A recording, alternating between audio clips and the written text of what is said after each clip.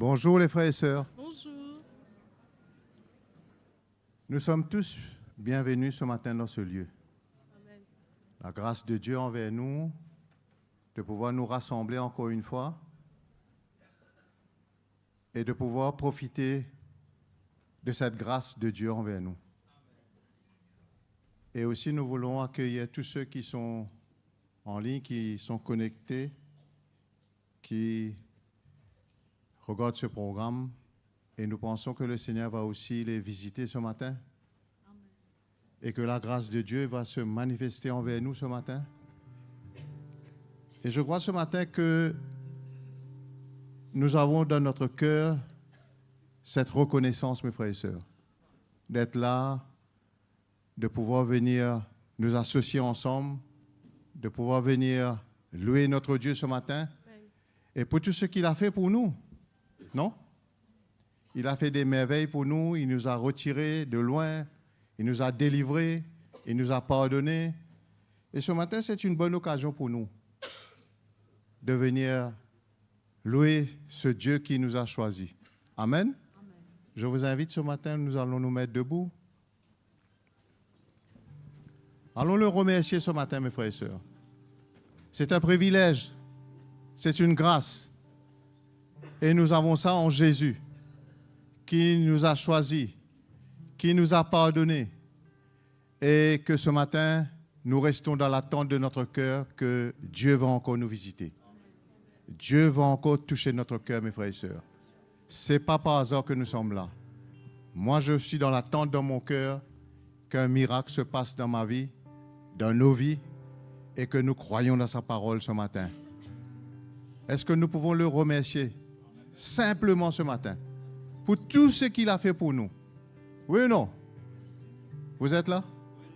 On peut le remercier pour sa grâce, pour sa fidélité, pour son amour, pour sa miséricorde et pour la guérison qu'il a apportée dans notre cœur.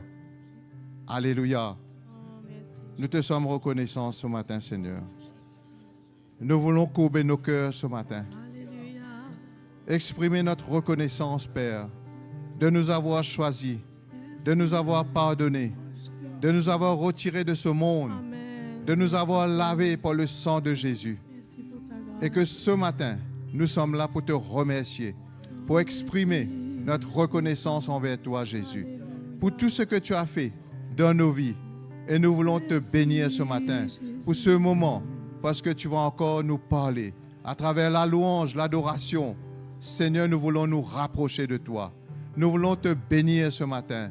Merci pour ce privilège, Père, que tu nous accordes ce matin, d'être ensemble en tant que peuple de Dieu pour t'adorer. Allons le louer, mes frères et sœurs, ce matin. Rêvez, chantez, tous bons enfants, bon Dieu, parce que Jésus qui vit sauve nous. Levez, chantez, tous bons enfants, bon Dieu, parce que Jésus qui vit sauve nous. Levez, chantez, levez, chantez, tous bons enfants, bon Dieu, parce que Jésus qui vit sauve nous.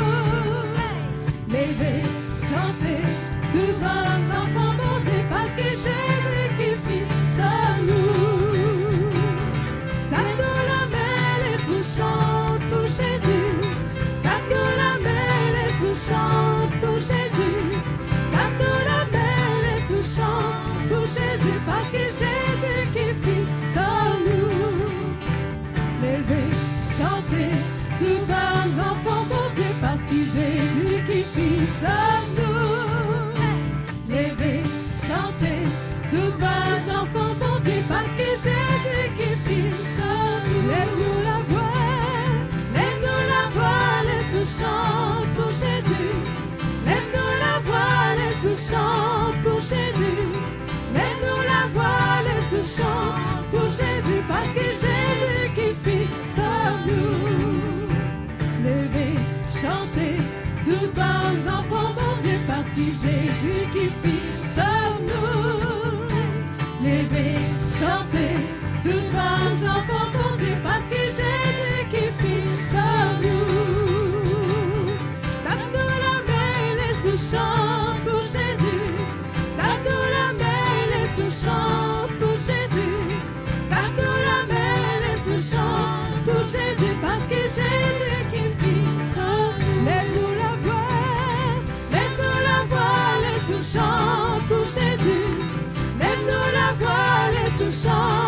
Jésus.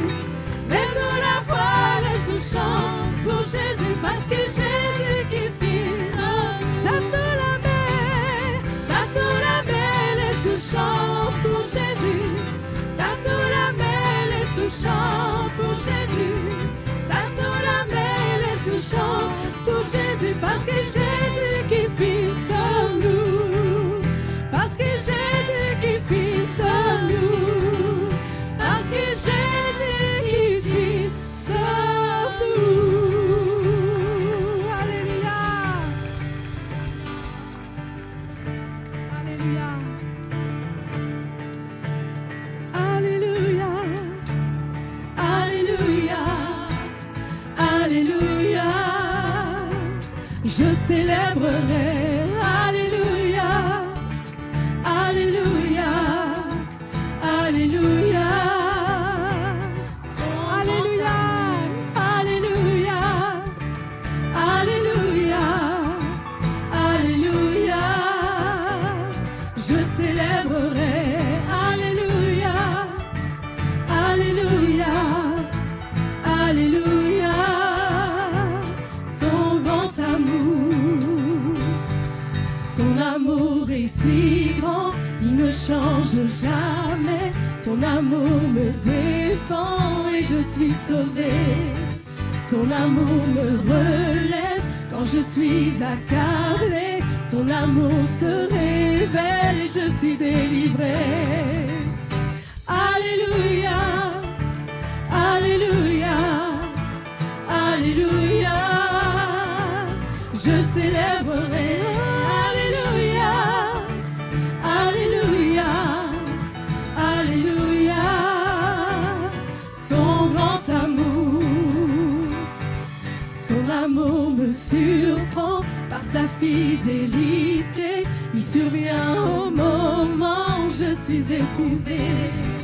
Je sais que ton amour vit au fond de mon cœur. Quelle joie de toujours ressentir ce bonheur. Alléluia. Alléluia. Alléluia. Je célébrerai. Alléluia. Alléluia. Alléluia. Ton grand amour. Ton amour me surprend. Ton amour me surprend par sa fidélité. Il survient au moment où je suis éprouvée. Je sais que ton amour vit au fond de mon cœur. Quelle joie de toujours ressentir ce bonheur. Alléluia. Alléluia. Alléluia. Je célébrerai. Alléluia. Alléluia. Alléluia. Alléluia. Alléluia. Alléluia. Je célébrerai. Alléluia. Alléluia. Alléluia. Ton grand amour. Alléluia. Alléluia. Merci Jésus.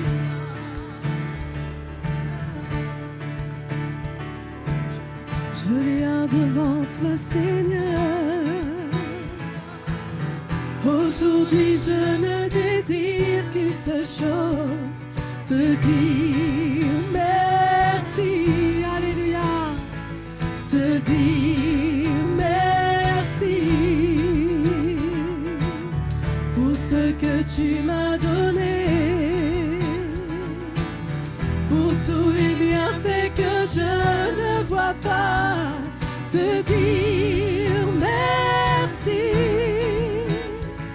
Te dire merci avec nos louanges, avec nos louanges de reconnaissance et mes mains levées, je te bénirai. Te dire merci, oui je veux te dire merci.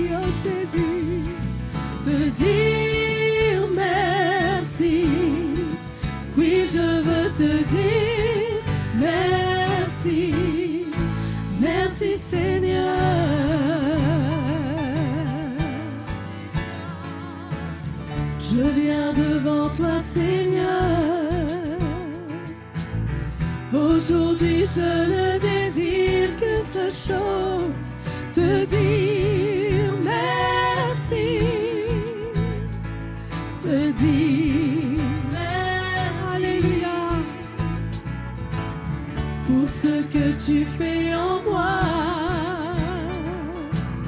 Tu as chassé les ténèbres de ma vie, te dire Alléluia, te dire merci. Avec mes louanges de reconnaissance et mes mains levées, je te bénirai,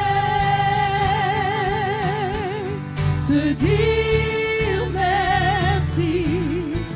Oui, je veux te dire merci, Seigneur, te dire merci. Oui, je veux te dire merci. Avec nos louanges, avec mes louanges de reconnaissance et mes mains levées, je te bénirai, te dire merci. Oui, je veux te dire merci, Seigneur, te dire merci.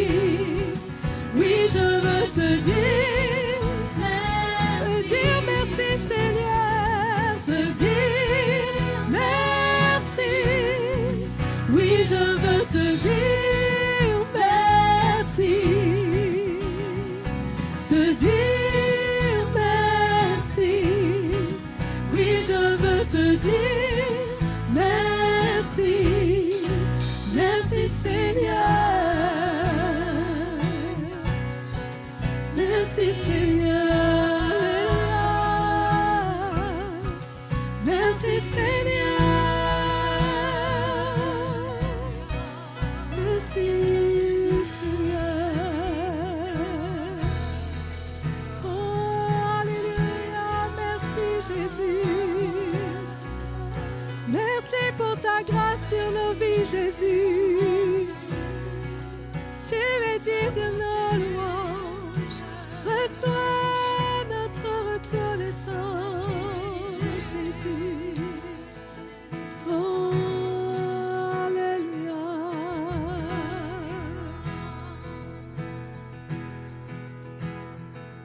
La joie du Seigneur sera ma force. Je ne crains rien, je ne chancelle point. Il est mon berger, non, je ne crains rien. La joie du Seigneur est ma force. La joie du Seigneur, la joie du Seigneur, la joie du Seigneur est ma force. La joie du Seigneur, la joie du Seigneur, la joie du Seigneur est ma force. La joie du Seigneur sera ma force. Il me soutiendra chaque jour.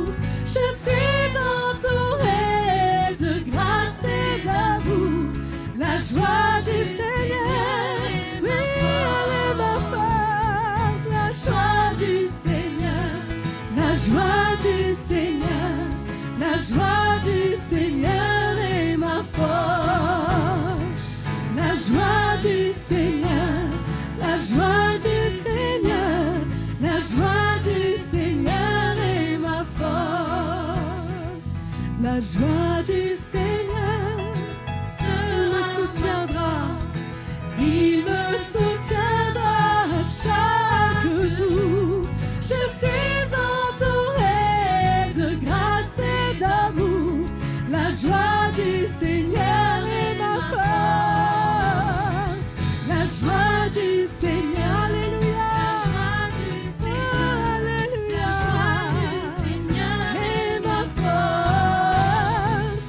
La joie du Seigneur, la joie du Seigneur, la joie du Seigneur est ma force. La joie du Seigneur, la joie du Seigneur, la joie du Seigneur est ma force. La joie du Seigneur, la joie du Seigneur, la joie du Seigneur est ma force. Acclamons-le. Tu es notre joie, Jésus. Nous avons tout en toi, Seigneur. Alléluia. Merci pour ta présence.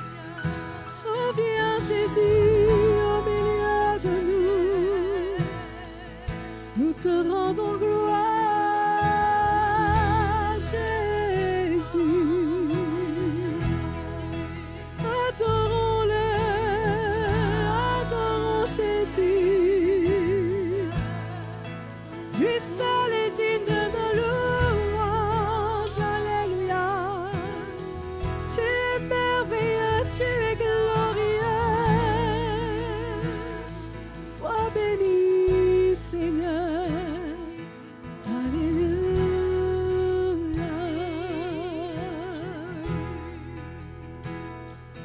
Bénis Dieu, oh mon âme, que tout en moi bénisse son saint nom. Bénis Dieu, oh mon âme, bénis son saint nom. Bénis Dieu, oh mon âme, que tout en moi bénisse son saint nom. Bénis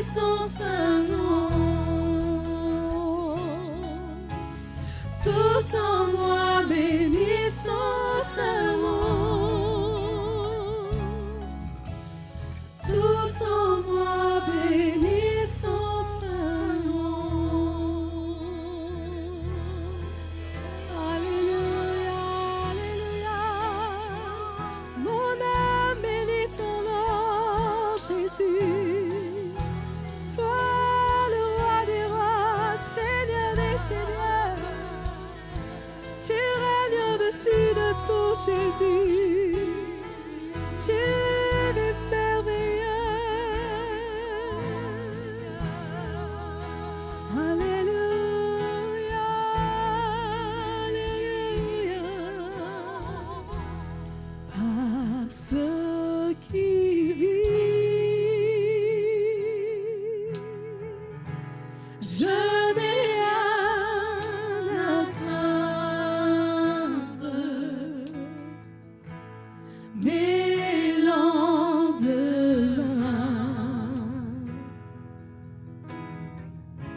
sont assurés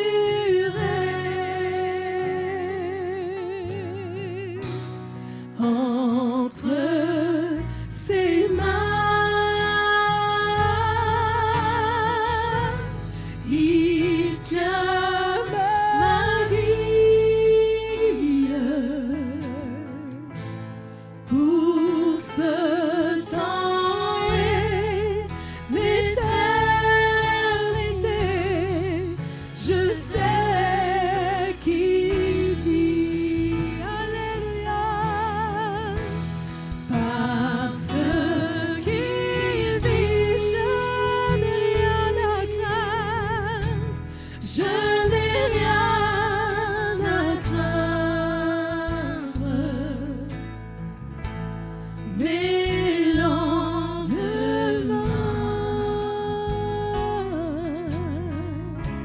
sont assurés. Alléluia. Entre ses mains, il tient ma vie pour ce temps et l'éternité. Je sais qu'il vit.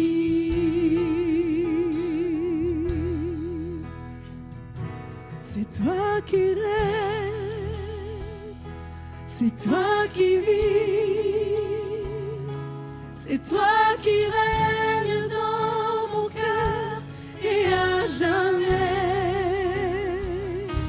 C'est toi qui règnes, c'est toi qui vis, c'est toi qui règnes dans mon cœur et à jamais. Jésus, tu règnes, Jésus, tu règnes, Jésus, tu vis, Jésus, tu règnes dans mon cœur et à jamais. Jésus, tu règnes, Jésus, tu vis, Jésus, tu règnes dans mon cœur et à jamais. J'exalte ton nom, j'exalte ton nom, Jésus. Toi, l'agneau sur le trône, tu règnes au-dessus de tout. Toi, Seigneur, sauveur de ma vie, j'exalte ton nom, j'exalte ton nom, Jésus. Toi, l'agneau sur le trône, oui, tu règnes au-dessus de tout.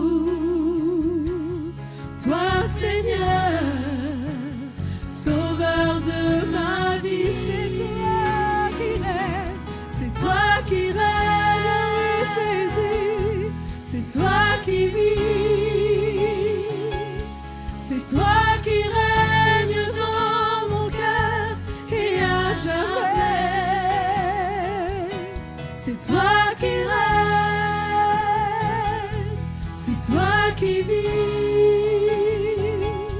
c'est toi qui règnes dans mon cœur.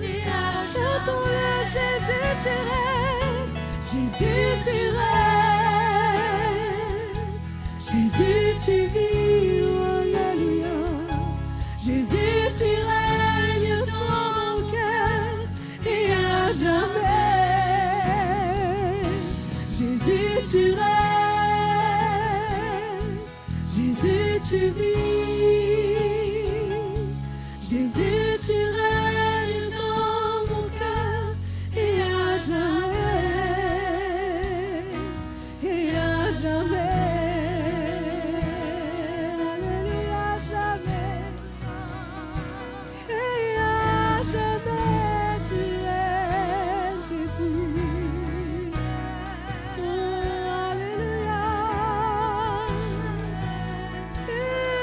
Sur nos vies, Jésus, tu règnes à jamais. Oh, alléluia, alléluia. Merci, Jésus.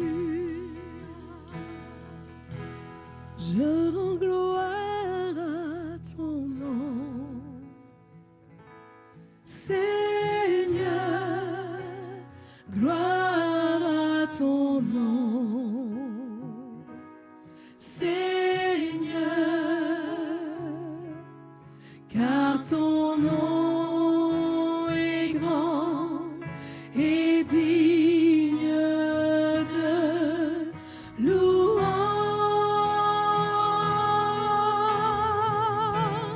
Je rends gloire à ton nom. Seigneur, gloire à ton nom. Seigneur, car ton nom est grand et digne de louange.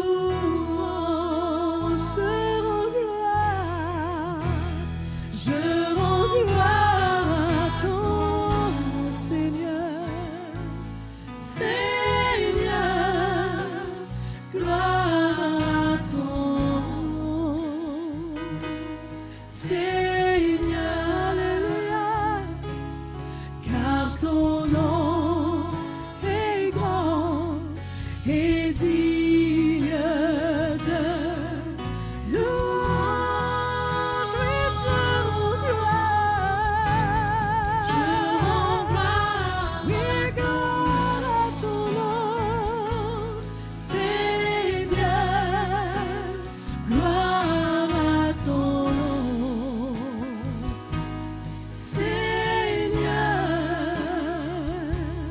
car ton nom est grand et digne de louange. Je rends gloire à ton nom. Je rends gloire à ton nom. Seigneur, gloire. Oui, tu es digne de louange, Seigneur. Ton nom est grand. Alléluia. Et digne de louange. Alléluia. Rendons gloire à son nom.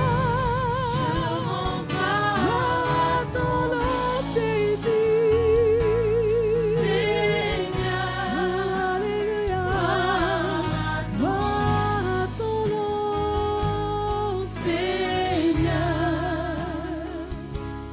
car ton nom est grand et digne de louange.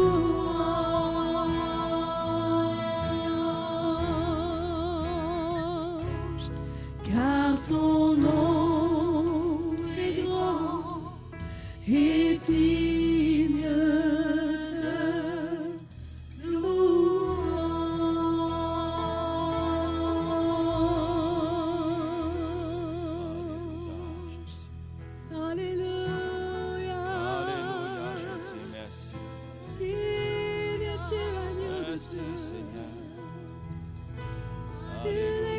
toi, Jésus. Merci Jésus, merci Seigneur. Ton nom est tellement grand, Seigneur. Oui, nous chantons ton nom est grand. Parce que tu es venu nous chercher là où nous étions. Et tu nous as trouvés. Tu nous as tendu la main. Tu nous as secourus là où nous étions. Quelle joie ce matin d'être dans ta présence pour te chanter. Pour te remercier, Seigneur. Pour offrir le meilleur de nous-mêmes. Et nous voulons de tout notre cœur te glorifier ton nom. Te dire un grand merci. Merci, c'est ce que tu es pour nous. C'est ce que tu as fait. De la façon que tu es venu vers nous. Et jusqu'à ce jour, tu nous accompagnes. Tu demeures d'une façon fidèle envers nous. Quel grand Dieu que lequel que nous servons. Tu mérites vraiment la gloire ce matin. Tu mérites l'adoration, le fruit de nos lèvres qui confessent ton nom. Oui, nos cœurs te célèbrent ce matin. Nous te louons, Jésus. Nous te glorifions ton saint nom. Alléluia, Jésus, merci. Merci, Seigneur. Alléluia. Alléluia. Voilà, rebonjour à tous et bienvenue ce matin dans la famille du Seigneur. Vous êtes heureux ce matin? Ah, moi, je crois que c'est un lieu où je m'attends au Seigneur et je suis vraiment dans la joie chaque fois qu'il y a un moment que le Seigneur, il y a un rendez-vous et je sais que le Seigneur a toujours des choses pour ma propre vie. Et moi, je ne sais pas. Je crois que nos cœurs doivent être dans l'attente, dans l'empressement et de savoir que le Seigneur va parler encore avec nous ce matin. Alléluia. Et nous sommes là pour le servir, pour l'honorer, pour l'exalter, pour le glorifier. Amen. On va vous donner aussi l'occasion ce matin de servir le Seigneur avec ce que nous avons mis à part. Vous savez que la Bible dit, il y a plus de joie qu'à donner qu'à recevoir. On ne prend pas ce verset juste pour que vous donnez. Je crois que je sais ce que je dois donner au Seigneur. De toute façon, ma vie est une offrande pour lui. Ma vie ne m'appartient plus. Alors si ma vie appartient au Seigneur, tout ce que j'ai est à lui. Amen. Tout ce que j'ai et ça appartient au Seigneur. Parce que au bout du compte, je n'ai rien. On n'a rien. Le Seigneur nous a comblés. Et quand Paul dit cela aux Éphésiens, béni soit Dieu le Père de notre Seigneur Jésus-Christ, qui nous a bénis toutes sortes de bénédictions. Quel privilège de recevoir les bénédictions, la grâce de Dieu, l'héritage de Dieu, l'abondance du Seigneur. Et moi, je crois qu'il y a une richesse que le Seigneur a mis en nous. Il doit avoir de la joie dans notre cœur ce matin de apporter nos offrandes pour le royaume de Dieu, pour l'avancement de l'Église du Seigneur. Amen. Sachant que le Seigneur, à travers de vos vies, il va sauver des hommes et des femmes. Ils permettront à ce que les gens viennent vers lui. Et ça nous excite, comme diraient nos frères et sœurs. On est emballés. Amen. Vous êtes emballés ce matin? Hein? En tout cas, bienvenue ce matin. Si vous êtes là avec nous, nous vous souhaitons les bienvenus tous. Et à même ceux qui nous suivent en ligne, bienvenue. Et nous allons passer un merveilleux moment ce matin. Et je crois que l'évangile sera encore partagé. Et nous allons encore recevoir, entendre de sa part. Et quel privilège! Quel privilège! Si ce matin nous pouvons nous lever, apporter nos offrandes, eh bien voilà, le Seigneur saura comment vous combler. Alléluia! Que le Seigneur vous bénisse. Allons nous mettre debout et servons le Seigneur de tout notre cœur ce matin. Réjouissez-vous dans le Seigneur, louez, louez-le. Jésus est Seigneur de notre salut, louez, louez-le. Levez vos voix et chantez, louez le Dieu glorieux. Il a fait tant de merveilles, Jésus, Jésus. Louez, louez.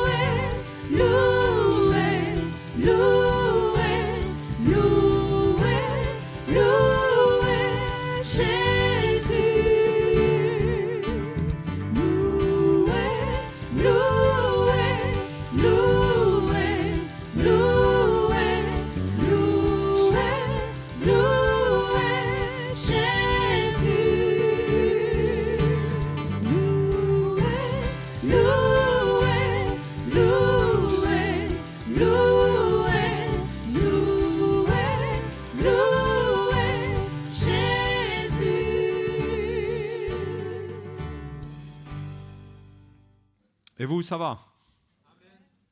Hein? Êtes sûr que ça va? Hein? Je vous accueille. Je ne sais pas s'il y a des nouveaux qui sont là au milieu de nous ce matin. On veut vous accueillir. Hein? Et que vous vous sentiez à l'aise, que vous vous sentiez là, au milieu de nous. Et que le Seigneur vous fasse du bien. Parce que Dieu a un plan caché pour chacun de nous. Un plan caché pour chacune de nos vies. Et ce plan est révélé par l'Évangile. C'est pourquoi la chose la plus importante pour notre vie, c'est la révélation de l'Évangile. Faute de révélation, dans l'Ancien Testament, les prophètes ont dit « Mon peuple périt ». Faute de révélation. C'est la lumière de la parole de Dieu qui amène la connaissance du salut, qui amène ce que Dieu ne révèle pas à tout le monde, mais ceux qui croient en lui, ceux qui se tournent vers lui, eh ben, il peut leur montrer ce qu'il a pour leur vie. Et ce n'est pas toujours ce qu'on attend. Hein? Ce que Dieu a pour nous. Et il y a toutes sortes de bouleversements qui arrivent dans notre vie lorsque nous voulons suivre le Seigneur, mais de bons bouleversements. Le Seigneur met de l'ordre. Hein? Est-ce qu'on veut ça? Est-ce qu'on veut un évangile qui vient mettre de l'ordre dans notre vie?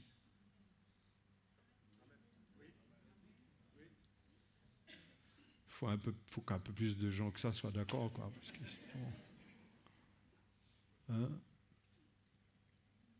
Est-ce qu'on veut d'un évangile, de l'évangile de Christ qui met de l'ordre? Est-ce qu'on est prêt à laisser le Seigneur, comme il l'a fait au temple, à prendre des cordes, à en faire un fouet et à chasser les vendeurs du temple?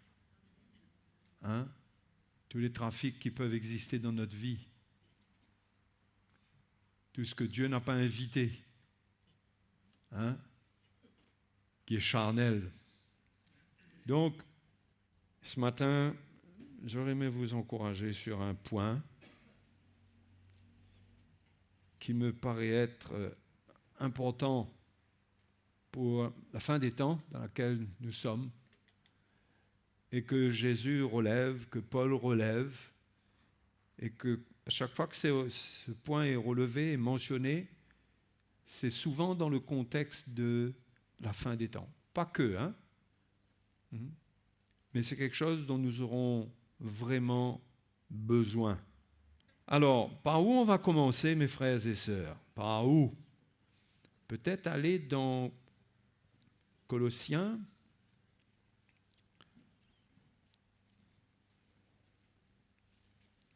chapitre 3.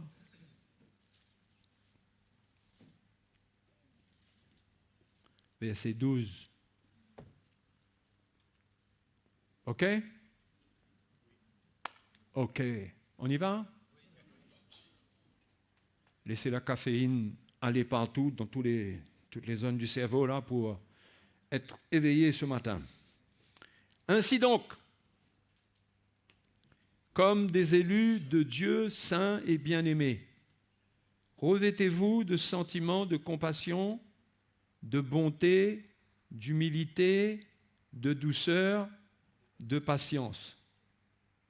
Supportez-vous les uns les autres, et si l'un a sujet de se plaindre de l'autre, pardonnez-vous réciproquement. De même que Christ vous a pardonné, pardonnez-vous aussi. Mais par-dessus toutes ces choses, revêtez-vous de l'amour. Parce que l'amour contient toutes ces choses qu'on a décrites avant. L'amour de Dieu. On ne parle pas de l'amour de l'homme. L'amour de l'homme n'a pas ces choses. L'amour de l'homme est très limité. Mais revêtez-vous de l'amour qui est le lien de la perfection. Ce qui veut dire que quand le Seigneur perfectionne son Église, il perfectionne nos vies, il est certain qu'il y a quelque chose qui va émerger de cette construction qui va devenir de plus en plus forte et évidente, c'est l'amour. tous ceux qui laissent Dieu travailler leur vie, ils grandissent dans l'amour. Parce que Dieu est amour et nous sommes appelés à être transformés à son image, à l'image de Christ. Si nous portons de plus en plus l'image de Christ de gloire en gloire, l'amour de Christ doit grandir en nous. C'est le lien de la perfection. Il faut tendre à ce qui est parfait. C'est ce que l'Épître aux Hébreux nous dit, tendez à ce qui est parfait, sans poser de nouveau le fondement de ceci et cela. Il dit, mais tendons à ce qui est parfait. Il faut rechercher la perfection. La perfection, comme je l'ai dit jeudi dernier, la perfection, elle est en Christ. La perfection que Dieu nous donne, elle est en Jésus-Christ. Ça ne vient pas de nous, c'est lui. Pierre dit, nous sommes devenus participants de Christ, ainsi que l'Épître aux Hébreux aussi. On est devenus participants de la nature divine. D'accord ? Donc, on participe à la nature du Seigneur, à sa vie. Et un jour, nous revêtirons totalement sa vie, sa nature. Il n'y a rien que nous aurons produit dans la chair que Dieu va déterminer comme parfait, comme suffisant. Il n'y a rien de la chair qui va subsister. Mais tout nous est donné par le Seigneur Jésus. C'est pourquoi un des fondements de la vie chrétienne, c'est la grâce. La grâce, c'est le don gratuit de Dieu envers l'homme qui ne mérite rien. OK ? Et Dieu lui fait ce cadeau. Donc, dans la grâce, il y a l'œuvre de Dieu dans notre vie. L'Évangile nous accompagne, nous instruit pour que nous puissions voir quelle est l'œuvre que Dieu veut faire dans notre vie.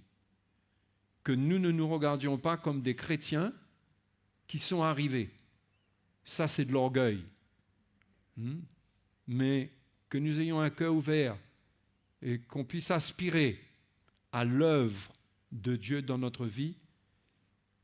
Quand je dis l'œuvre de Dieu, c'est l'intervention de Dieu qui produit une croissance. C'est Dieu qui fait croître. Paul parle de ceux qui plantent comme lui. Il dit, j'ai planté, Apollos a arrosé. Il dit, mais c'est Dieu qui fait croître. Dieu produit la croissance lorsque la graine est semée. C'est pourquoi notre vie dépend de l'évangile qui est planté en nous.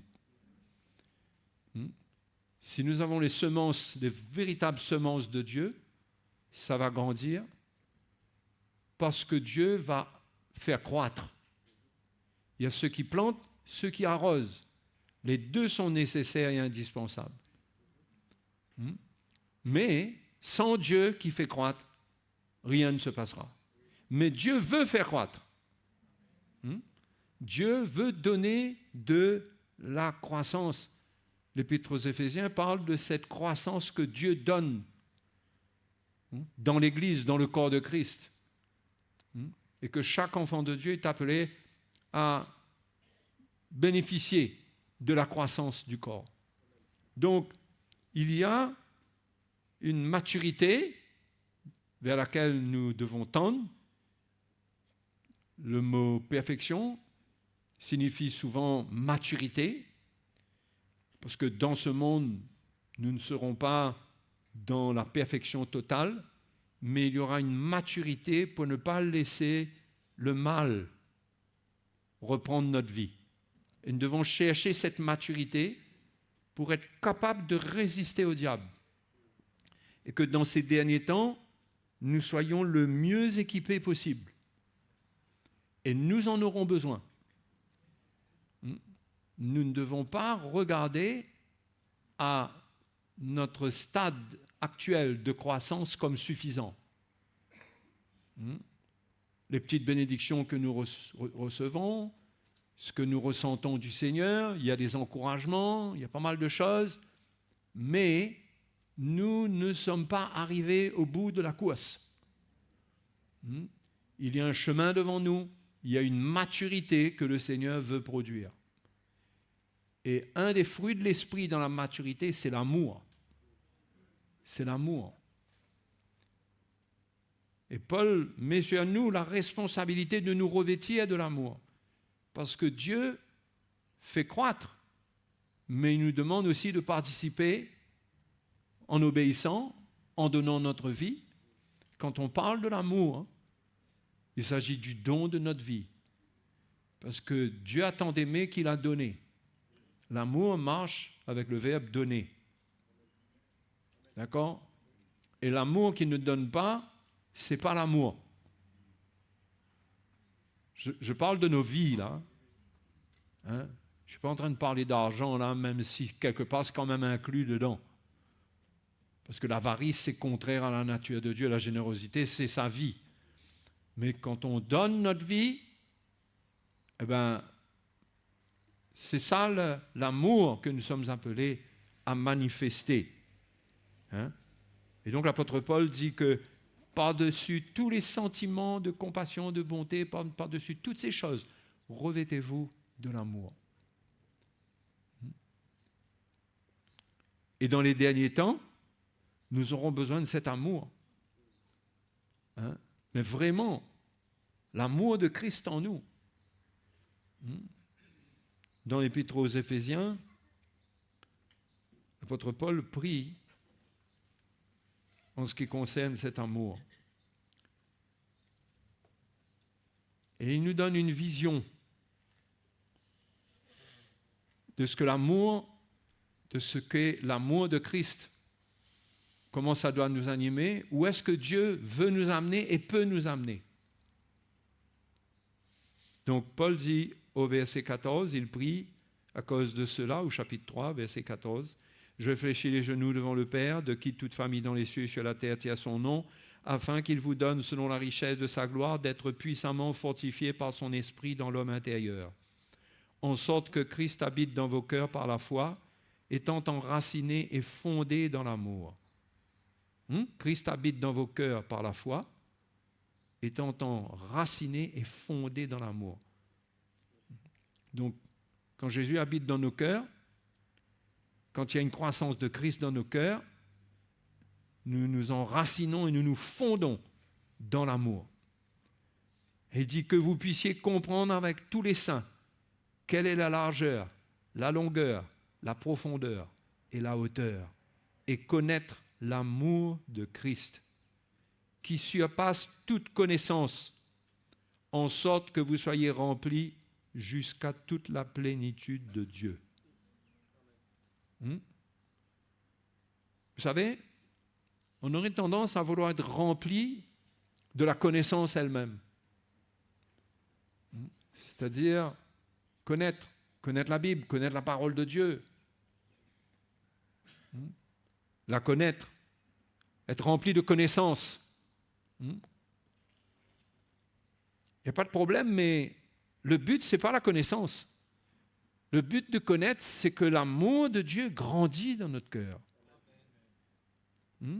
Jusqu'à, Paul dit, en sorte que vous soyez remplis jusqu'à toute la plénitude de Dieu. L'amour de Christ qui surpasse toute connaissance. On veut connaître, on veut apprendre, mais quand l'amour grandit dans notre cœur, ça surpasse la connaissance. Ouais, imaginez un peu. Dans 1 Corinthiens chapitre 8, Paul dit,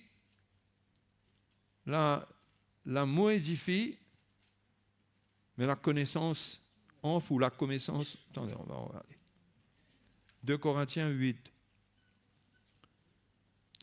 Il met en premier la connaissance. La connaissance, au chapitre 8, verset 1, il parle dans le contexte des viandes sacrifiées aux idoles, il dit « La connaissance enfle, mais l'amour édifie. » 1 Corinthiens. 1 Corinthiens chapitre 8. Je suis fidèle à moi-même, avec les références, je me trompe. Pour ce qui concerne les viandes sacrifiées aux idoles, nous savons que nous avons tous la connaissance. La connaissance enfle, mais l'amour édifie. Dans les attitudes à prendre concernant, et ce n'est pas mon sujet ce matin, les viandes sacrifiées aux idoles, est-ce qu'il faut manger, est-ce qu'il ne faut pas manger, dans quel contexte, etc., etc., etc. Paul dit que si on recherche l'amour, l'amour édifie. C'est l'amour qui nous donne, qui nous montre comment nous conduire. Si l'amour de Christ est dans notre cœur, nous devrions comprendre. Et il dit que la connaissance enfle, mais l'amour édifie. Plus on connaît, plus on a le danger, on est sous le danger de l'orgueil. Que la connaissance qu'on acquiert nous donne cette impression, ce sentiment que nous sommes quelqu'un. Que nous sommes quelqu'un.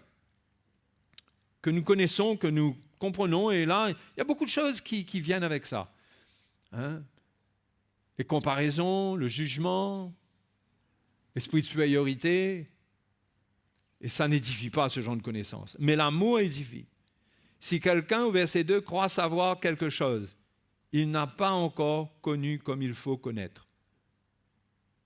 Vous pouvez apprendre à avoir de la connaissance, mais si vous croyez au travers de la connaissance, savoir quelque chose, vous n'avez pas encore connu comme il faut connaître. Si quelqu'un s'appuie sur la connaissance et il s'arrête à la connaissance qu'il a, il n'a pas encore connu comme il faut connaître. C'est au travers de l'amour, c'est l'amour qui permet de mettre en pratique la connaissance de la bonne manière et qui amène la connaissance dans une autre dimension qui n'est pas intellectuelle, qui n'amène pas de jugement, mais qui permet de faire les choses avec assurance parce qu'on connaît notre Dieu, on connaît sa volonté. Mais c'est au travers de l'amour qu'on édifie. D'accord? Donc, jamais croire qu'on sait quelque chose. Il y a tellement de choses qu'on apprend, mais il y a une révélation plus profonde qui nous attend dans tout ce qu'on apprend. Il y a des choses qu'on apprend qu'on croit connaître. Aujourd'hui, on apprend des choses. Oui, c'est bon, on est en train d'apprendre, mais on n'a pas encore appris comme il faut connaître. On n'a pas encore connu comme il faut connaître parce qu'il y a encore beaucoup de choses à comprendre. Et Paul nous montre que c'est l'amour qui va nous permettre de comprendre. Parce que tout est dans l'amour de Dieu. C'est dans l'amour qu'on va comprendre. Il y a beaucoup de choses qu'on peut comprendre de la parole de Dieu à cause de l'amour. Pas l'amour seul dans le sens qu'on aime comme ça, mais l'amour crée en nous un état de cœur qui permet à la connaissance de Dieu de gagner du terrain d'une manière saine. Et ça nous permet de savoir comment nous conduire. Que ce n'est pas des lois, c'est le cœur du Seigneur en nous qui nous conduit.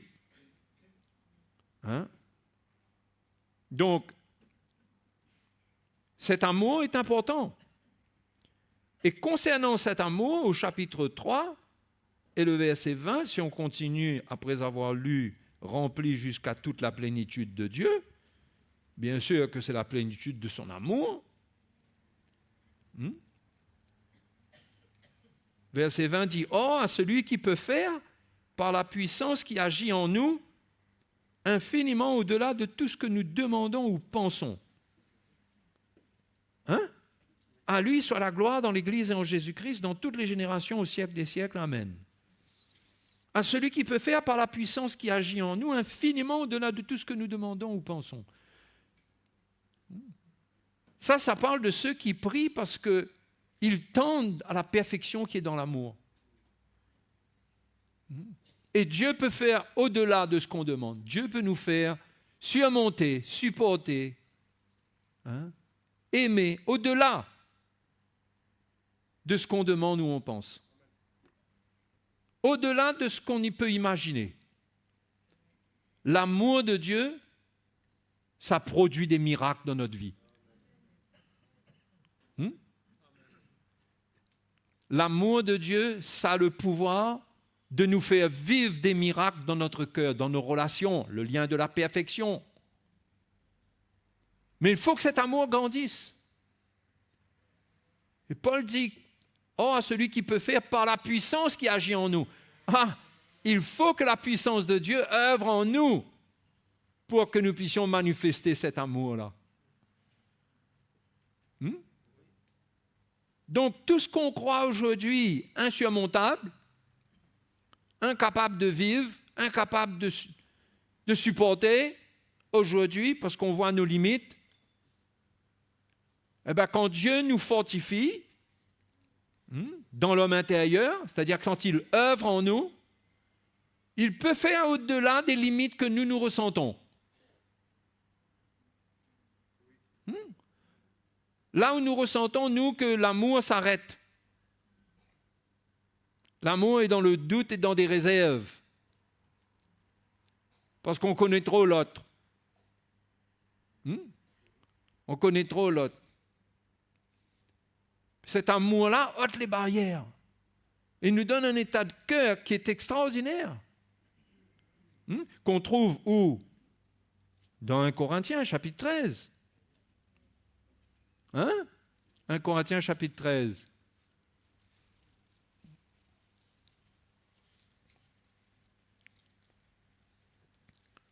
Paul parle de l'amour et il élève l'amour au-dessus de la foi, au-dessus de tout.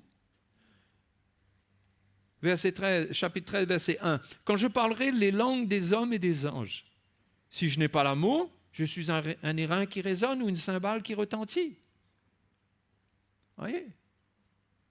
Quand j'aurai le don de prophétie, la science de tous les mystères et toute la connaissance, quand j'aurai même toute la foi jusqu'à transporter des montagnes, si je n'ai pas l'amour, je ne suis rien.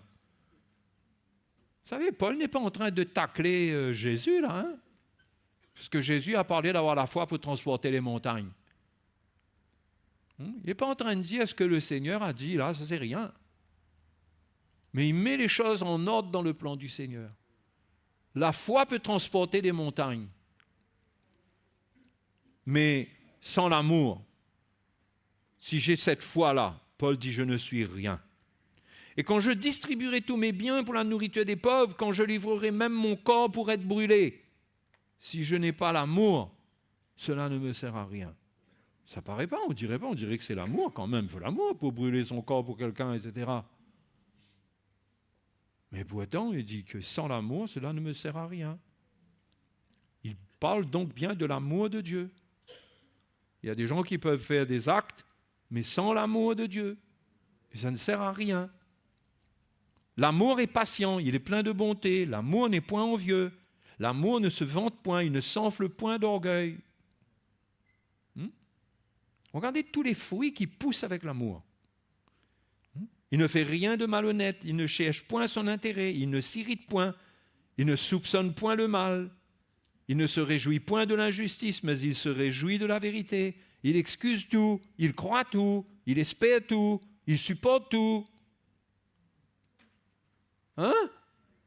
C'est cet amour-là dont il faut se revêtir. Comment se revêtir? En acceptant que Dieu œuvre en nous. En s'humiliant, en se repentant quand on est face aux limites de l'amour qui est en nous et qu'on ressent notre misère, qu'on arrive à se juger, à s'éprouver soi-même.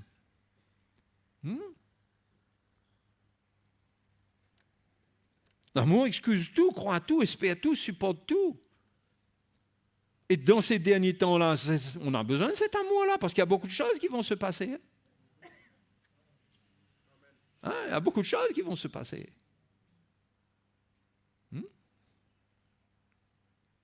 Qu'on aura besoin d'excuser, on aura besoin de croire. Là même, on dirait, on ne peut plus croire, il faudra croire. C'est l'amour qui fait porter ce fruit-là. Tout espérer. Oh mais non, mais jamais il m'a tellement déçu.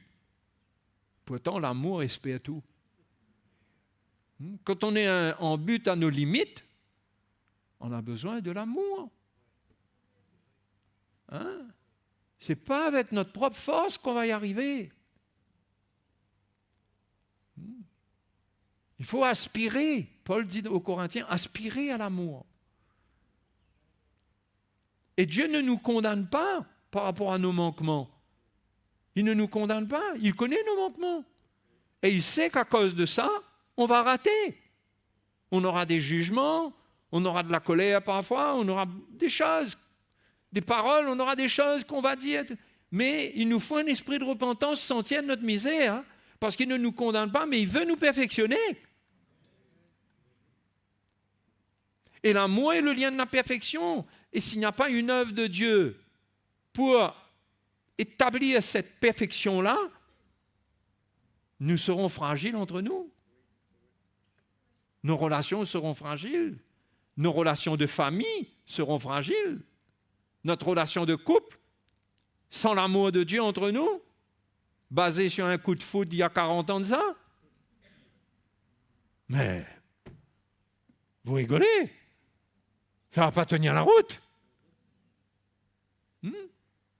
Au contraire, ça va décevoir. Ah, je croyais que tu m'aimais. Jamais j'aurais cru qu'une chose pareille se serait passée. Mais notre amour ne doit pas reposer sur des éléments charnels. Notre amour doit être l'amour de Dieu. C'est son amour en lui que nous voulons. C'est la plénitude de cet amour que nous voulons, mais il y a un coût. Il y a un travail que Dieu doit faire dans nos vies.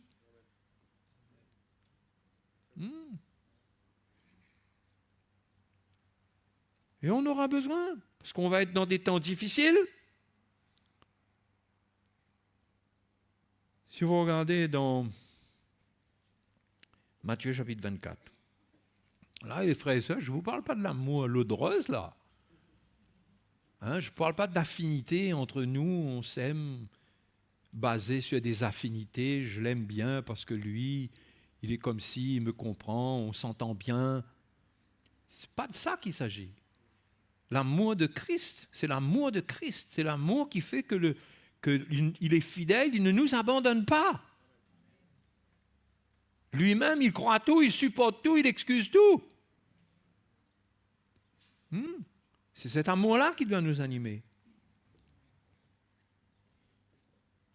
Verset 8, tout cela ne sera que le commencement des douleurs. Alors on vous livrera au tourment et l'on vous fera mourir. Et vous serez haïs de toutes les nations à cause de mon nom. Alors aussi, plusieurs succomberont et ils se trahiront, se haïront les uns les autres. Hein? Ça, c'est l'atmosphère qui va grandir à la fin des temps. Au milieu des hommes, là où la vérité ne triomphe pas, là où la chair reste vivante. Trahison, c'est quoi? C'est vouloir sauver sa peau. Non? C'est pourquoi on trahit. Quand on est acculé, on est poussé dans le coin. Et qu'on ne veut pas souffrir. On finit par trahir. On finit par dire des choses qu'il ne faut pas pour s'en sortir. On risque de se retrouver comme ça. Qu'est-ce qui nous donnera la victoire? C'est l'amour. L'amour dans notre cœur.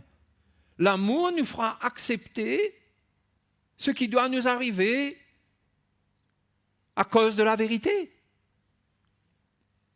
Sinon, nous allons passer notre temps à répondre à tout ce qui se passe. Si quelqu'un mal parle sur nous, il faudra qu'on lui réponde. Est-ce que les chrétiens, les églises sont appelées à répondre au monde pour le mal qu'ils nous font? Non, la réponse de l'église devrait être la prière, prier pour ceux qui vous maltraitent. Il faut de l'amour pour prier pour quelqu'un qui vous maltraite. Il faut de l'obéissance. Mais c'est sûr qu'à un moment ou à un autre, l'amour, l'amour devra prendre le relais de notre faiblesse.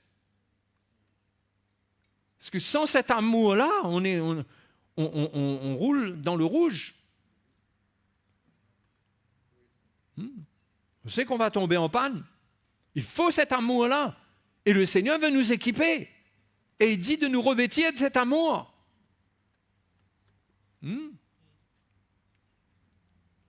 Et regardez ce que le Seigneur dit encore. Quand il dit ils se trahiront, ils se haïront les uns les autres. Parce il y aura des souffrances qui viendront et on va haïr ceux qui nous font souffrir. Si on n'a pas l'amour, on aura la réponse de la haine. Je ne parle pas seulement de l'Église, les croyants par rapport au monde, mais même entre nous. On peut transporter de la haine rapidement parce qu'on a du mal à accepter de notre chemin la croix qu'on doit prendre. Et on commence à mettre la faute sur les autres. À trouver un responsable.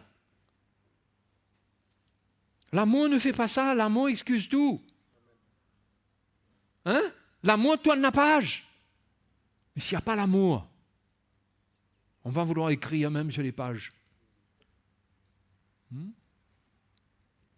Et Jésus dit au verset 11, plusieurs faux prophètes s'élèveront. Ils séduiront beaucoup de gens. Et parce que l'iniquité se sera accrue, l'amour du plus grand nombre se refroidira.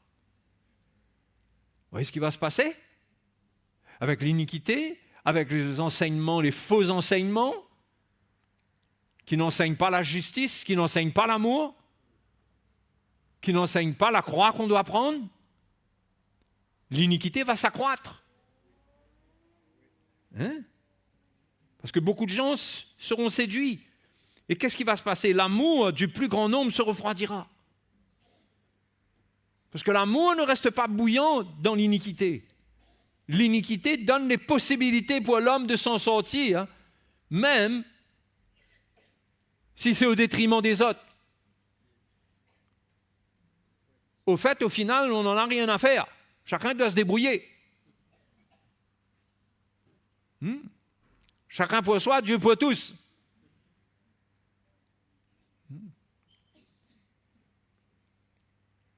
Donc, parce que l'iniquité se sera accrue, l'amour du plus grand nombre se refroidira. Donc, si on ne veut pas que l'amour se refroidisse, si on veut avoir l'amour, si on aspire à l'amour, on doit maintenir la vérité pour que l'iniquité ne trouve pas de place au milieu de nous.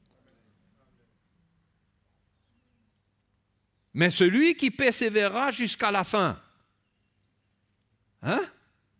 sera sauvé. Vous réalisez tout ce que le Seigneur dit ensemble là? Mais celui qui persévérera, il dit, l'amour du plus grand nombre se refroidira. Ce qui veut dire que par l'amour qui refroidit, il y a beaucoup qui vont abandonner la foi. Ça sera trop. C'est pourquoi Jésus dit, mais celui qui persévérera jusqu'à la fin sera sauvé. Il persévérera dans quoi? Dans la justice, dans l'amour. Il gardera sa vie, il gardera son cœur. Il n'aura pas de haine contre personne. Il comprendra que tout ce qui se passe là, c'est le diable qui est à l'œuvre. Il va pardonner. S'il n'y a pas l'amour, si l'iniquité refroidit l'amour, quelle réponse on va donner? Une réponse charnelle. On va parler, on va juger, on va condamner. Et on va gâter notre cœur. Et ça va porter atteinte à notre foi. Parce que notre foi repose sur l'amour de Dieu qui a été révélé pour nous. Notre foi repose sur l'amour de Dieu qui est répandu par le Saint-Esprit dans nos cœurs. Nous avons cru et nous avons pour preuve que notre foi est vraie parce que l'amour de Dieu habite en nous. L'amour est une force que nous devons rechercher. Ne pas nous contenter d'être des chrétiens qui sont d'accord avec l'Évangile dans une certaine mesure, mais nous n'entrons pas dans la profondeur de l'Évangile. Nous ne sommes pas enracinés, fondés dans la foi et dans l'amour. Il faut être enraciné, fondé dedans. Parfois, on ne réalise pas, les frères et sœurs, la profondeur des choses. On ne réalise pas.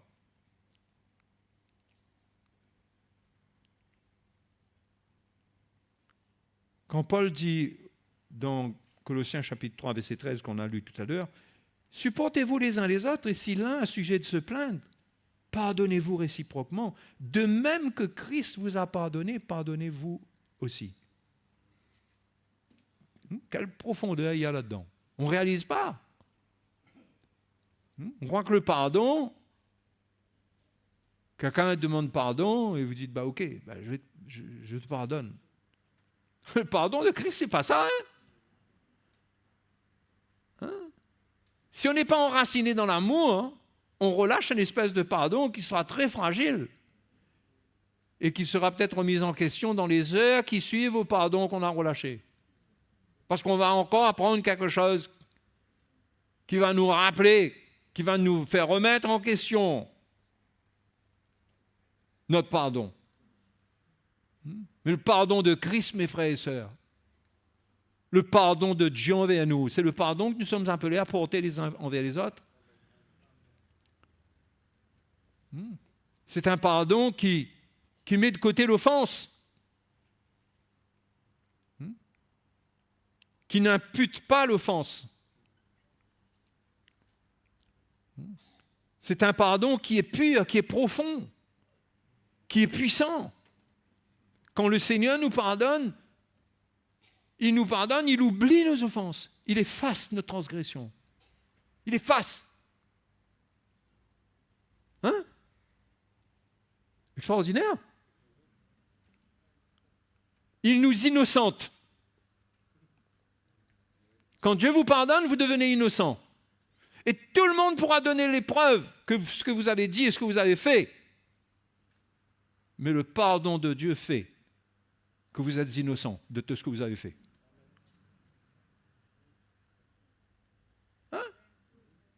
Être innocent de tout ce qu'on a fait. Devant Dieu.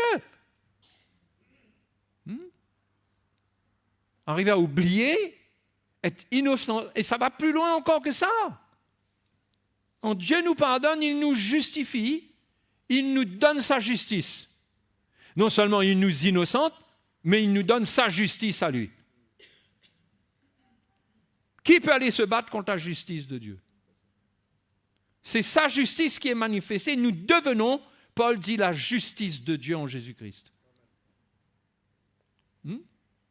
On ne peut pas se battre contre ça. Ça, c'est le pardon que le Seigneur nous donne. Ce n'est pas un truc léger. Ce n'est pas un petit pardon. Ok, je te pardonne, mais j'espère que tu ne vas pas recommencer.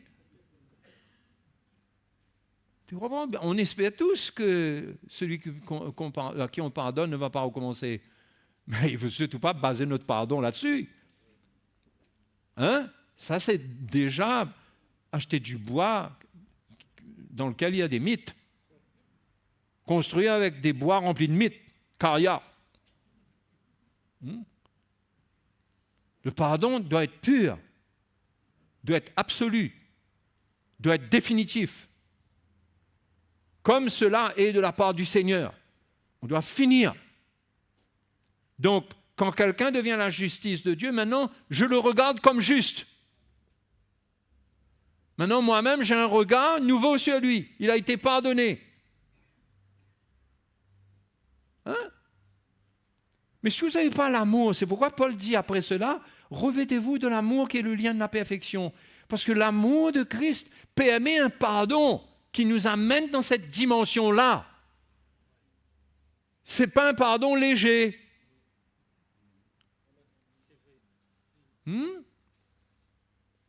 Et on aura besoin de ce pardon-là parce qu'il y aura des trahisons. Ça ne va pas être une fois, vous avez des trahisons, une fois, deux fois, quand quelqu'un commence à trahir. Là. Mais pourtant, il faudra pardonner même. Qu'est-ce qui peut faire vivre ça? C'est l'amour de Christ en nous. Impossible humainement de vivre cela. OK? Donc, il ne faut pas venir là et dire là, la barre est trop haute. Mais ça fait longtemps que la barre est trop haute. Elle n'est pas trop haute, on ne peut pas la sauter. Donc, ce n'est pas un argument, il faut oublier, il faut tirer ça de notre bouche. D'accord? Le point, c'est est-ce qu'on a la foi? Est-ce qu'on croit que nous sommes devenus participants de Christ et que lui, le Seigneur, il peut nous donner ce cœur, cet amour, pour en finir avec. Et les frères et les sœurs, nous sommes testés.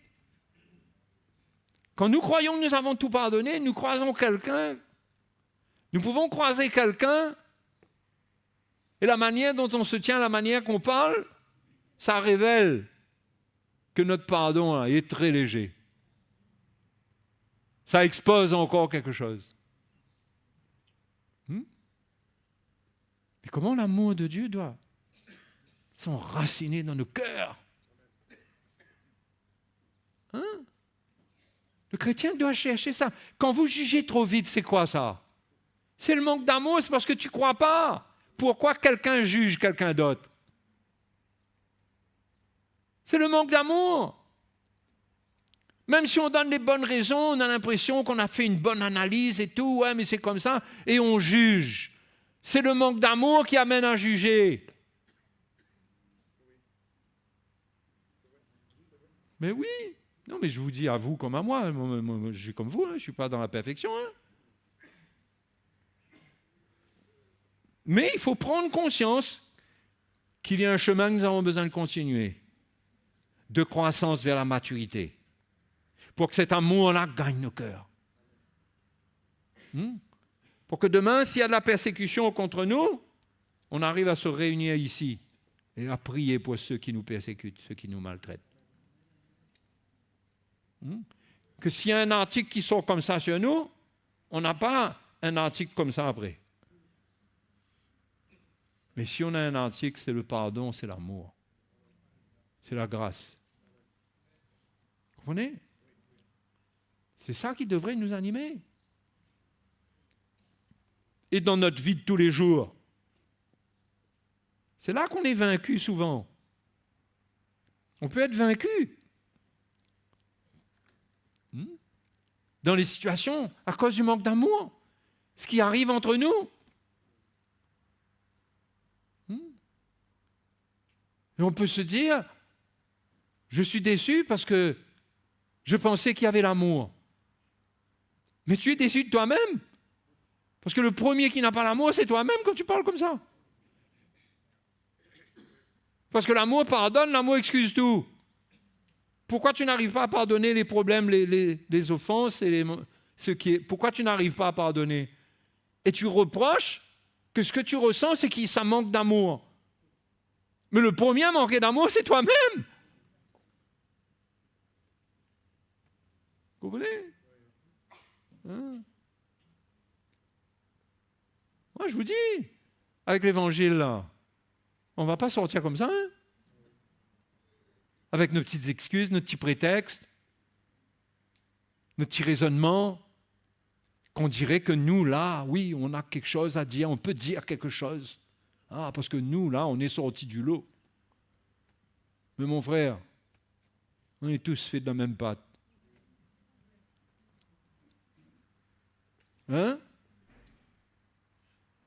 Il faut de la grâce dans le cœur et de l'amour pour ne pas juger, pour ne pas condamner, pour prier.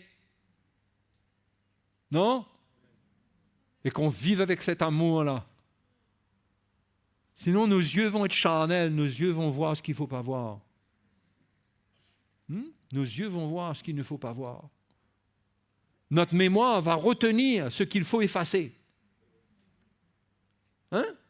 Ce qu'il faut effacer, là, notre mémoire va retenir ça. La mémoire de la chair. C'est elle qui nous fatigue. Quand on garde en mémoire dans la chair de la mémoire, et dans la mémoire de la chair, des choses mauvaises. C'est un poison. C'est un poison. On n'est pas en paix. On ne garde pas la paix. On en veut. On exige. On trouve ci, on trouve ça. Mais l'amour n'attend rien des autres. L'amour se donne. L'amour cherche le moyen de donner. Et quand on donne, il grandit. On se revêt de cet amour. Et on trouve une stabilité, une maturité. Parce qu'on a compris. On a compris que le fondement de ma vie, ce n'est pas les autres. C'est moi-même. J'ai besoin d'aimer mon prochain comme moi-même. Hein? Donc, frères et sœurs, il faut aspirer à cet amour-là. Et dans ce qui arrive, il faut s'exercer à la piété. S'exercer à la piété, c'est dur. Quelque chose vient d'arriver, c'est dur de pardonner, c'est dur de faire face et tout. Mais on s'exerce à la piété, on se dit non, Jésus, il veut que j'arrive à faire face et que je pardonne et que je clarifie les choses, je m'exerce à la piété. Je reste dans un chemin qui est droit. Hein? Je ne vais pas prendre le poison là, aller faner ça partout. Je règle les choses clairement. Mon cœur reste pur. Au fait, Paul dit à Timothée, le but du commandement concernant le fait de ne pas ouvrir la porte à toutes sortes de fausses doctrines. Je crois que c'est dans 1 Timothée, chapitre 1, et au verset 5. Il de veiller de ne pas enseigner d'autres doctrines. Le verset 5 dit le but de cette recommandation. Plus haut, au verset 3, il dit afin de recommander à certaines personnes de ne pas enseigner d'autres doctrines. Recommander, recommandation. 1 Timothée, chapitre 1. Vous y êtes là? Et au verset 5, il dit le but de cette recommandation. On ne réalise pas comment d'autres doctrines, de fausses doctrines, peuvent affecter notre vie. Mais il dit le but de cette recommandation, c'est quoi? C'est un amour. Voilà. Parce qu'on cherche l'amour. C'est un amour venant d'un cœur pur. Bah oui. Venant d'un cœur pur. Un cœur qui n'a rien contre personne, c'est ce qu'on cherche. On veut cet amour-là en nous. D'un cœur pur, d'une bonne conscience et d'une foi sincère. Quelques-uns s'étant détournés de ces choses se sont égarés dans de vains discours. Ils veulent être docteurs de la loi et ils ne comprennent ni ce qu'ils disent ni ce qu'ils affirment. Finalement, sans cela, vous devenez quelqu'un qui causait beaucoup de la Bible, mais vous n'avez pas encore compris. C'est quoi la substance de la parole de Dieu? Qu'est-ce que Dieu veut vous faire vivre? Et on s'égare dans toutes sortes de discours et toutes sortes d'explications. Mais où est l'amour?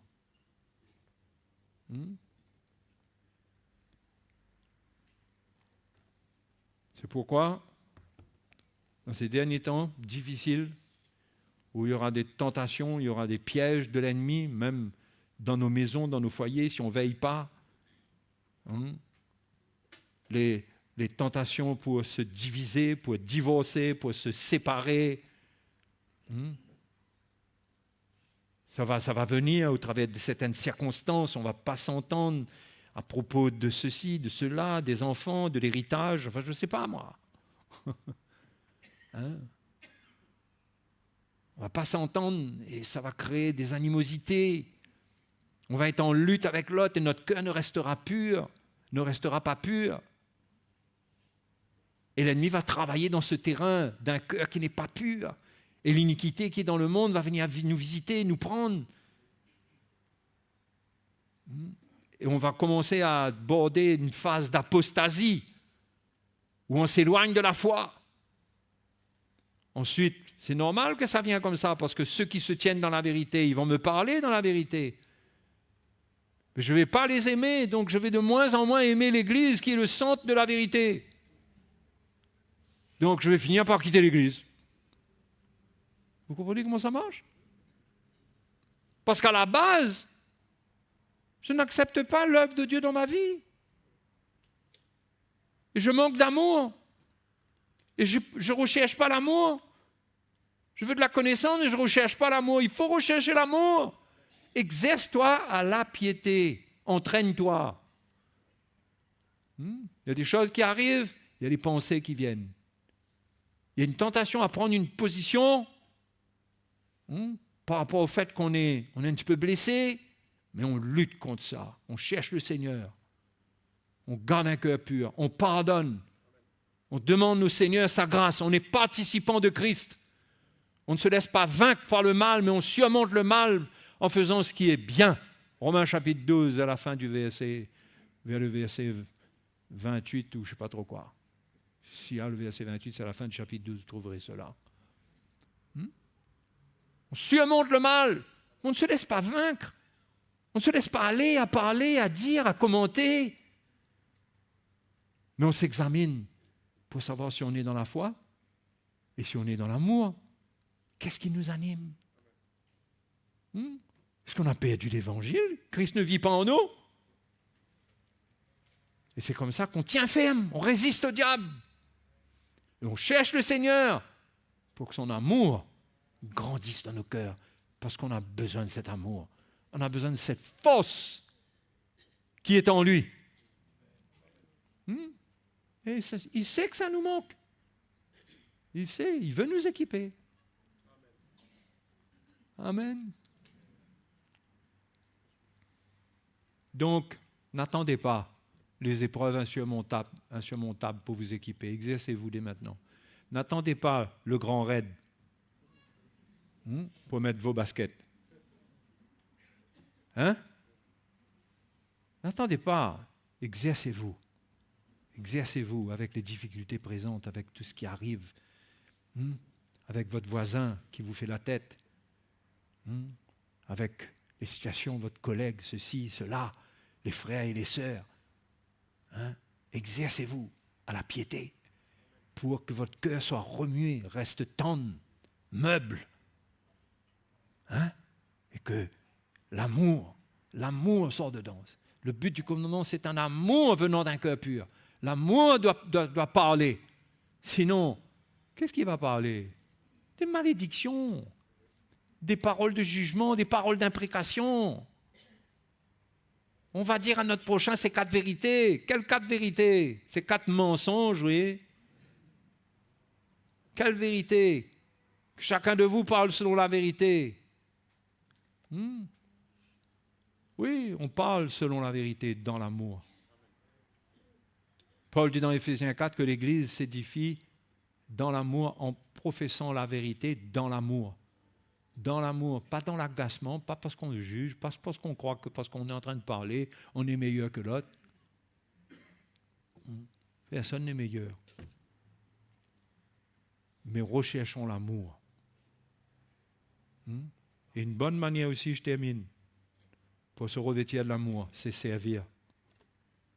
C'est servir, toujours s'humilier pour servir. Vous savez, notre vie spirituelle, c'est comme un corps spirituel.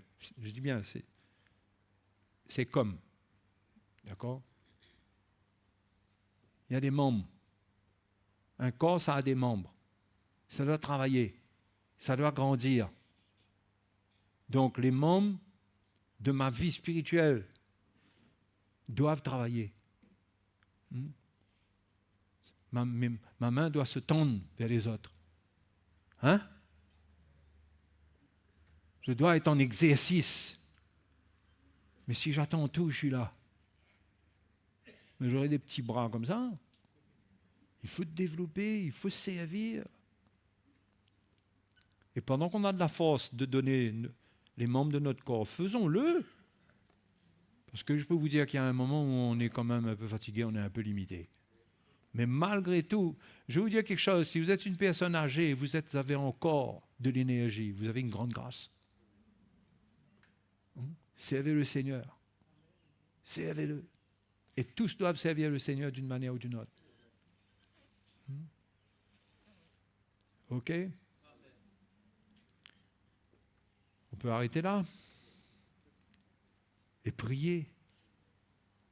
Et vous-même, ce matin, vous êtes là. Si vous entendez l'Évangile, je crois qu'il y a de quoi ce matin, sans que le pasteur il se soit mis en colère.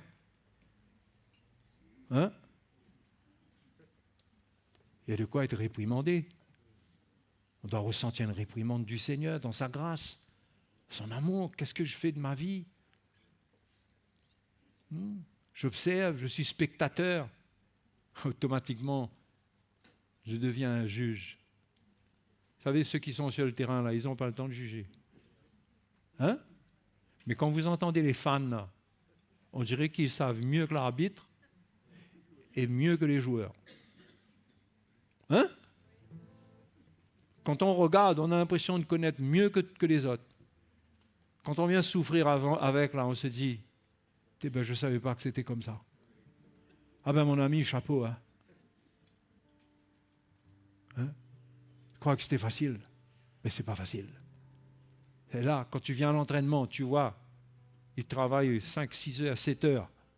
Ils s'épuisent, ils font des exercices de toutes sortes. Ça fait mal, mais ils se donnent. Et que toi, tu viens dans le stade, tu t'assois, tu regardes, tu juges, tu as des choses à dire. Hein? Qu'est-ce que tu as à dire? Tu n'as rien à dire. Tu es excité dans la foule. Tu fais partie des excités de la foule. Mais il faut se calmer. Il faut venir donner sa vie avec. Ça fait mourir la langue, ça fait mourir les commérages. Ça fait du bien de servir. Amen. Alléluia. Hein? Voilà, le Seigneur veut. Il veut nous parler, nous réprimander avec amour. Hein? La question, c'est ça ce matin. Je dois me la poser pour moi-même. Où est mon amour? Où est mon amour pour l'Église? Combien de oui j'ai pour la volonté de Dieu? Combien de non? Combien de non que je déguise en prétexte, mais qui sont des non? Je dis non à Jésus. Combien? Misérable que je suis. Je suis misérable. Hein? J'arrive pas à lever le petit doigt, mais j'arrive à ouvrir ma grande bouche. Misérable que je suis. Ouais, il faut se repentir, sentir sa misère et dire Seigneur, relève-moi. Relève-moi. Allez, allons nous mettre debout. Allons prier. Moi, je ne suis pas en train de prêcher contre personne. Hein? Je nous encourage, nous tous. Chacun doit savoir où il est, qu'est-ce qu'il veut, qu'est-ce qu'il cherche de Dieu. Il y a tellement de buts qui ont été fixés devant les chrétiens qui n'ont rien à voir avec ce que l'Évangile présente. Rien. Rien, cet évangile de bien-être là. On veut être bien. On veut être bien, on veut être prospère. On veut que tout se passe bien. Où ça sort ça? L'évangile, c'est un évangile qui secoue, qui est établi en Christ. C'est l'évangile de la mort, de la résurrection. Il faut se fortifier pour accepter. Ouais, il y aura des baffes, il y aura des gifles. Il faudra donner un côté. Il faudra donner l'autre côté quand on a reçu sur un côté. Et ça, là, s'il n'y a pas l'amour dans le cœur, là, il faut s'affermir et se fortifier. Mais nous vivrons des miracles, mes frères et mes sœurs. Nous vivrons des miracles. Et vous savez quoi, qu'est-ce que je vais vous dire? Il y a beaucoup de gens du dehors qui attendent le miracle de l'amour en nous, mais le vrai amour. Encore une fois, ce n'est pas l'eau de rose. Qui attendent le miracle de l'amour de Christ. Des chrétiens qui sont identifiés, qui prennent leur croix, qui sont sincères, qui sont vrais. Et ça va les aider à vivre une restauration, à retrouver confiance, si on peut parler comme ça. Ça va les relever. Les frères, voyons nous-mêmes où nous en sommes. Et ce matin, tenons-nous devant le Seigneur. Il est là pour nous. Alléluia. Merci Seigneur. Nous te remercions Seigneur. Tu es merveilleux. Tu es merveilleux ce que tu es. Seigneur, nous ne faisons que commencer à sonder ce que tu es et ce que tu as pour nous. Et nous te remercions pour ta fidélité, pour pour ta patience. Merci Seigneur. Merci que ce matin, tu es à l'œuvre dans nos cœurs, tu nous parles, tu veux nous réveiller. Tu veux nous réveiller. Tu veux nous préparer, nous revêtir de ton amour. Nous ne faisons pas confiance en la chair, Seigneur. Nous n'avons pas confiance en nous-mêmes. Nous savons que nous pouvons changer. Nous pouvons changer de décision. Nous avons des infidélités. Mais Seigneur, que ton amour nous garde. Que ton amour nous garde. Merci Seigneur. Merci pour ta grâce. Merci, tu es bon. Alléluia, Jésus est bon, les frères et sœurs.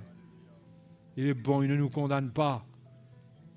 Mais il veut nous montrer exactement, révéler sa parole. Qu'est-ce qu'il veut pour nous? Alléluia, allons adorer le Seigneur.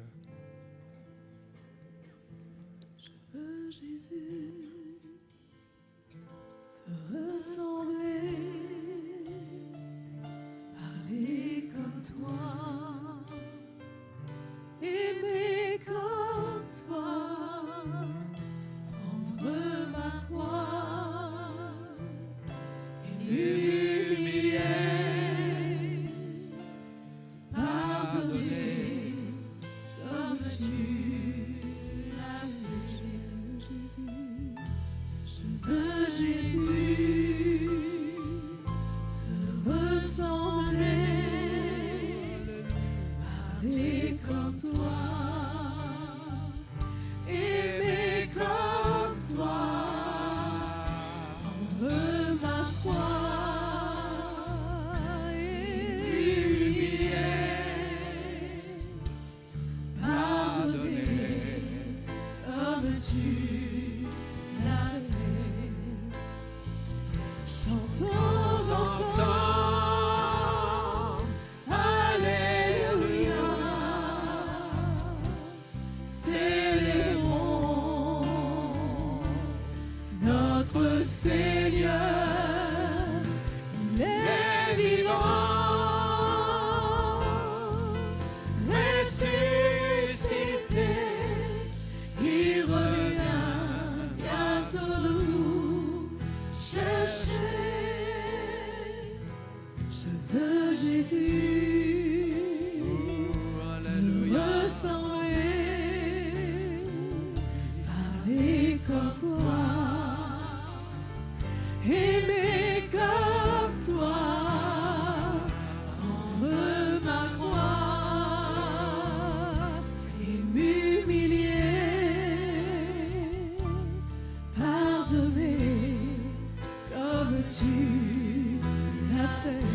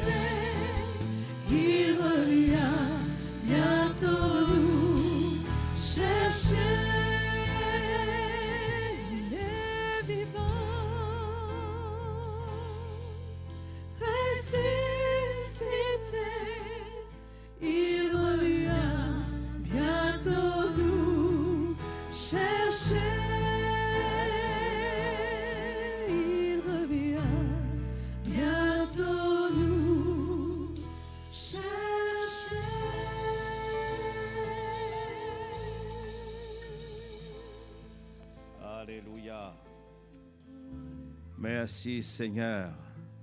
Qui veut dire merci Seigneur? À ce Dieu qui nous parle et qui ne va pas arrêter de nous parler, de nous éclairer, de nous montrer comment nous devons vraiment lui ressembler. Amen. Je ne vous demande pas si vous avez été bénis. Je crois que le Seigneur, ce matin, il m'a eu, il m'a trouvé. Et même là où j'étais caché quelque part, je crois que sa lumière est venue. Et je bénis son nom. Parce qu'il veut que je puisse vraiment lui représenter dignement. Et comme cela a été partagé, que peut-être il y a une âme quelque part. Il attend qu'il y ait un rétablissement, une restauration. Il y a quelque chose de vivant. Et que je sois le reflet de sa gloire. Et que je suis en train de lui représenter. Et il peut voir Jésus en moi. Ça lui permettra de trouver le chemin aussi. Amen. Amen. Cet amour lequel que nous avons besoin de partager cela entre nous-mêmes, avec le Seigneur et dans nos familles, avec nos épouses, avec notre époux, que cela, il y a un échange, il y a un partage, il y a une communion. Et croyez-moi, frères et sœurs, le Seigneur ne parle pas juste pour parler. S'il a parlé ce matin, parce qu'il veut que nous soyons comme lui. Et il revient bientôt comme on a chanté. Alléluia. On va prendre le repas du Seigneur ensemble. On va partager. Ce sera l'occasion pour nous encore de partager avec votre épouse, l'époux, échanger, partager. Frères et sœurs, prenons cela au sérieux. Et je crois que on est entre les mains du Seigneur. Le Seigneur est en train de nous former, de nous modeler et laisser le caractère de Dieu d'être formé en nous. Alléluia. Amen, pas amen. Allons prendre le repas du Seigneur ensemble. Que les frères portent cela et vous attendez qu'on puisse avoir tous le petit morceau de pain et la petite coupe et qu'ensemble, on va participer et glorifier le Seigneur. Alléluia. L'amour de Dieu n'a vraiment pas de fin. Ses compassions ne sont pas à leur terme. Elles sont nouvelles chaque matin, nouvelles chaque matin. Grande est ta fidélité, Seigneur. Grande est ta fidélité.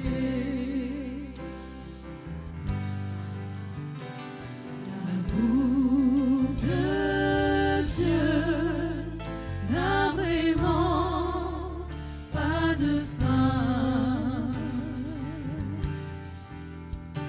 Ses compassions ne sont pas à leur terme.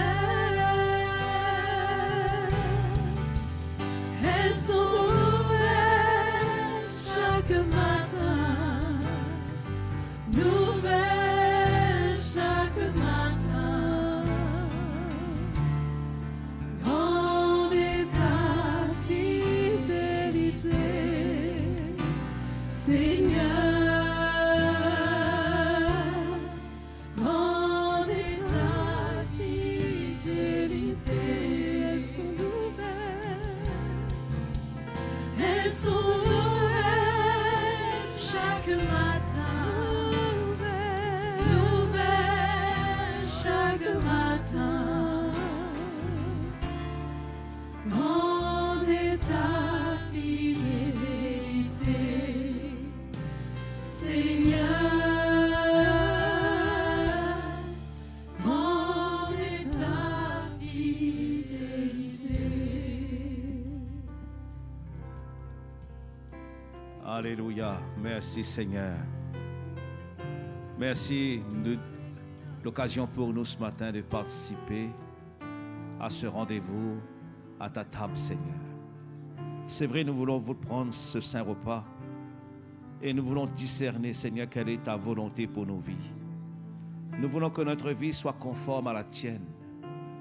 Comme tu as été, nous voulons être le reflet de ta gloire dans ce monde, dans cette société. Et nous voulons servir les uns et les autres. Seigneur, apprends-nous à aimer comme toi-même tu as aimé. Apprends-nous, Seigneur, à supporter comme toi-même tu l'as fait. Et combien ce matin nous voulons prendre ce repas, croyant que c'est une victoire lequel que tu as acquis sur le bois de la croix pour nous. Et je crois que tu vas encore nous fortifier et nous faire du bien, que nous soyons tous capables de prendre le devant dans l'esprit et de te représenter dignement. Et que le monde va reconnaître que nous sommes tes disciples, que nous sommes là, Seigneur, pour te représenter. Merci, Seigneur. Merci, Jésus. Ensemble, nous prenons le repas du Seigneur et que nous puissions échanger avec au moins une personne, la personne qui est chère à vous d'abord. Alléluia.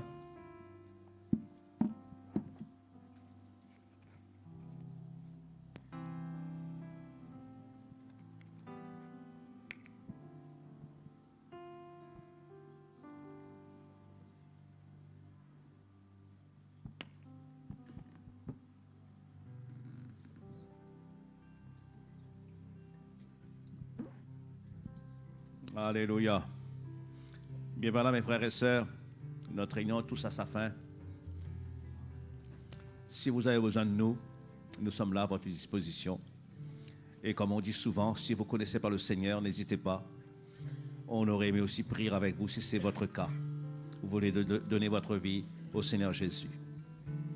En tout cas, rentrez bien chez vous, que le Seigneur vous garde. Et on espère que le Seigneur va nous bénir dans les jours qui suivent. Alléluia, bon retour chez vous. Je n'oublie aucun de tes bienfaits.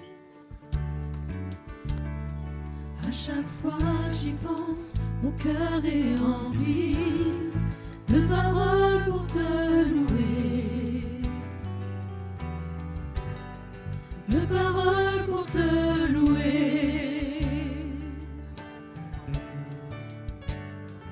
Je n'oublie aucun de tes bienfaits. À chaque fois j'y pense, mon cœur